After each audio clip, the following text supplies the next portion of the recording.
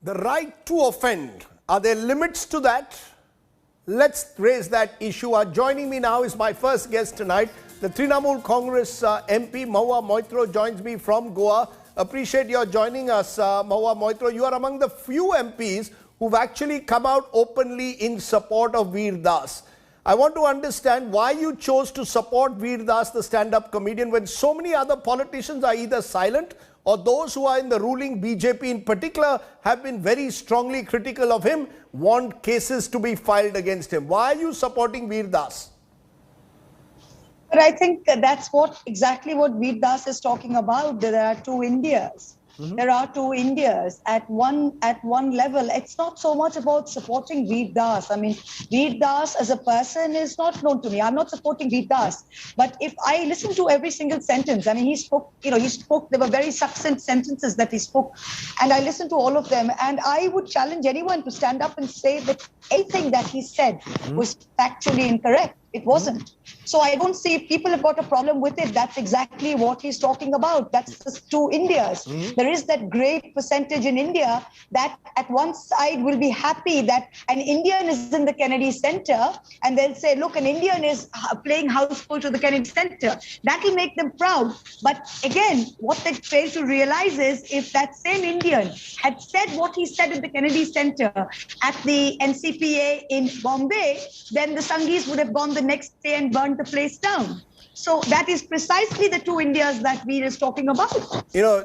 You talk about these two Indias and now say that you accept every word that he says. But there will be those who say, and this is one of the many lines that has offended a number of people, where he says, women are worshipped in the day and gang raped at night.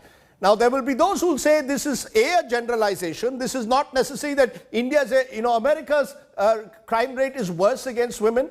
There are those who filed a police complaint who will also say that what is Veer Das doing is simply maligning India's image in the eyes of the world by making these broad generalizations.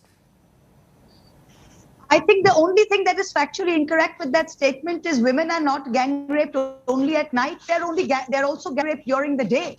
I think that's what I would say. For the people who filed a police complaint, I think they should look at the 2020 figures for the National Crime Records Bureau, which say that there are 88 rapes per day in India.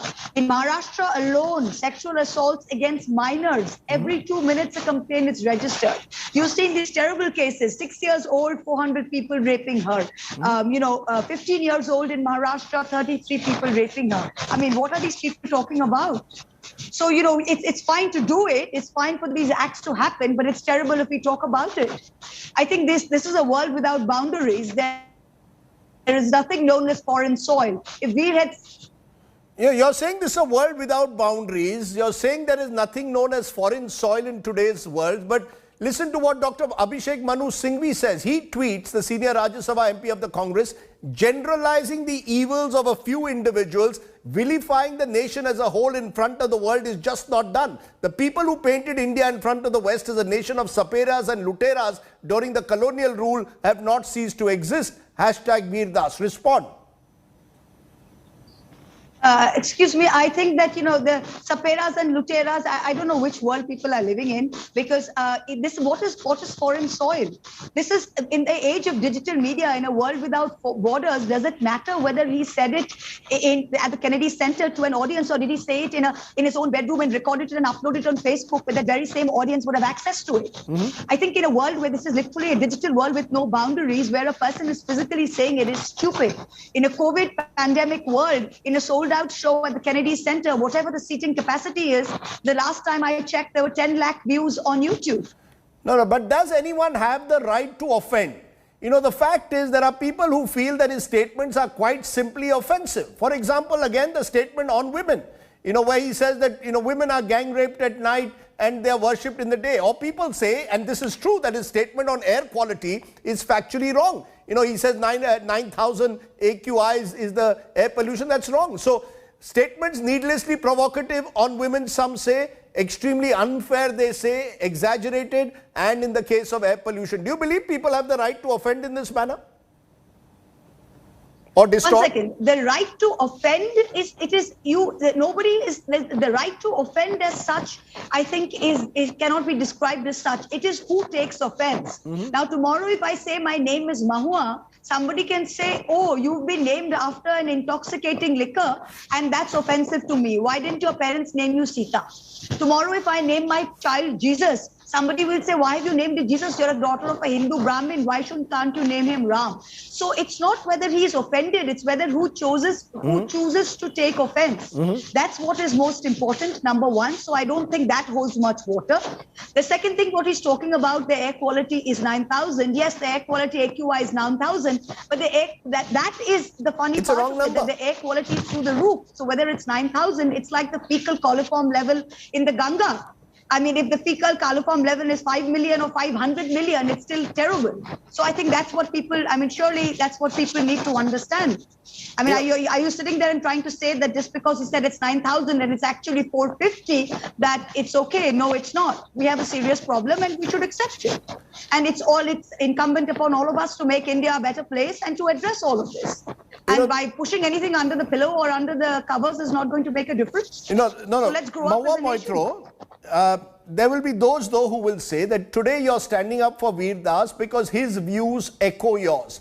And there will be those who will say that this is the problem with free speech because liberals support those within their echo chambers and stand up for them, but they are intolerant of those with opposing views. Kangana Ranaut's views may not match yours. She too gets targeted. Complaints are being filed against her even for sedition. Where are the Mahua Moitras of the world or the so-called liberal elite? Is there a selectivity in the manner in which you approach these cases of right to offend? Well, excuse me, so am I supposed to stand up for every nutter who makes every crazy Sangi said? I haven't been elected to stand up for them. I'm sorry, I am elected for what I believe to speak for the right thinking people in India. And if it's, up to every Sangi to defend every nutter, they've got their people to defend them. And I'm sorry, if I defend Veer Das, it's not that I know him personally or anything like that, but I don't think that we should be putting people in silos and say X belongs to the Sangis and X belongs to the liberals. I think it's free thought, and whatever you agree with, you defend, and what you don't agree with, you don't defend. That's part of a democracy, and that's what I hope as a parliamentarian to defend. No, but that's precisely my point, Mahua Moitra. Do you accept that at the end of the day, everyone has the right to speak up, whether it's a Veer Das or whether it's a Kangana Ranaut? Everyone has the right to be offended. Those who feel offended by Veer Das, those who feel offended by what Kangana Ranaut says. My point is, when you file a criminal complaint against Veer Das or a Kangana Ranaut on the basis of something that you've heard and you don't like, isn't that a problem? That we cannot criminalize this right to offend? I definitely think if you're saying something which is factually wrong and defamatory to what does the law of defamation say? The law of defamation is very clear in India that a person has to be personally defamed. It has to be factually incorrect. It has to be defamatory. It has to be made out against a person.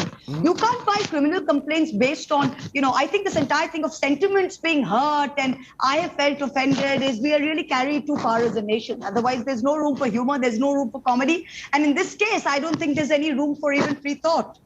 No, I couldn't agree more with you. I would support that view. But in conclusion, isn't the reality the fact that Indians are trapped in a world, as perhaps are many in the world, which is so polarized that we are simply intolerant of anyone who offers a very different view? And that's where the fundamental problem comes, both in politics, dare I say in society, that anyone who says something that we do not appreciate or offends our sentiments immediately becomes anti-national and someone whom we are going to target. Is that part of the problem of living in this hyper-polarized world that we now live in? I mean, Rajdeep, you're stating the obvious. But of course, this is not something that's happened today. I mean, I've spoken about it. This is something that's been happening for a while. I mean, you're stating the obvious, but of course we have. But this issue isn't that. This isn't that, Veer Das in this particular case had said something that is deeply polarizing. I mean, he said that India is this and it's this. India is this and it's this. Yes, India is both. That's all he said. I don't see what is so deeply polarizing about this. You don't like one side, they take the other side. What's wrong? You don't like the fact that women are gang raped at night. There's nothing factually incorrect about it. They're also gang raped during the day.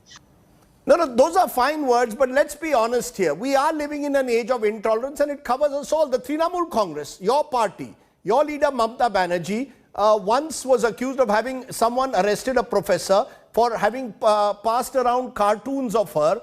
You had people who had put up Facebook posts critical of her who are arrested. Cartoonists, those who put up Facebook posts. Why should they be arrested? Are all our leaders, including those of your party, simply intolerant of any kind of criticism? Today it is Veer Das. Tomorrow if someone says something in Kolkata against Mamata Banerjee, maybe your party will also send them to jail.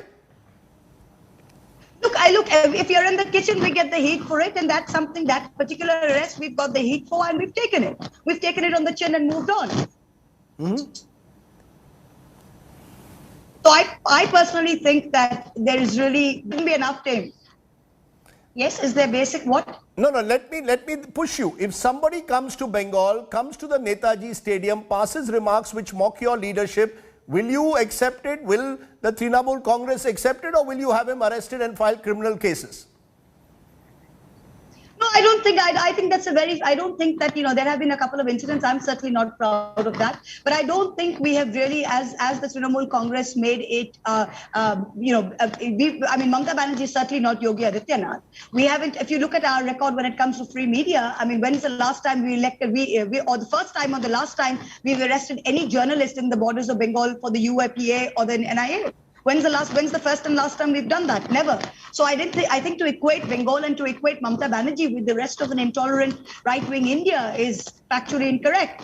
So no, I don't think that's happening. I don't think that'll happen. So you're promising me that if someone comes to Bengal, says something that you find offensive, whether it's a journalist, cultural person, you will critique that person, but you will not arrest him. Am I correct? That you accept that there are limits, that you cannot arrest someone based on something that offends you or your leadership, or anyone for that matter?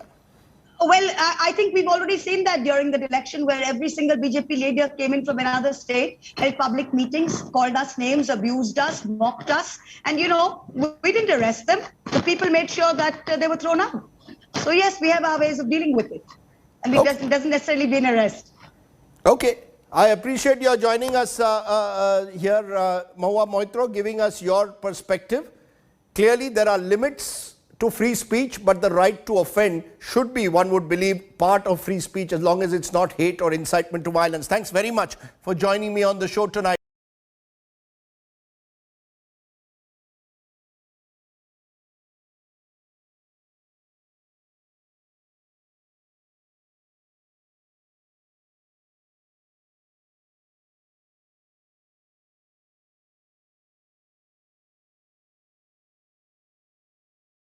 Let's widen that debate. Right to offend, is it part of free speech?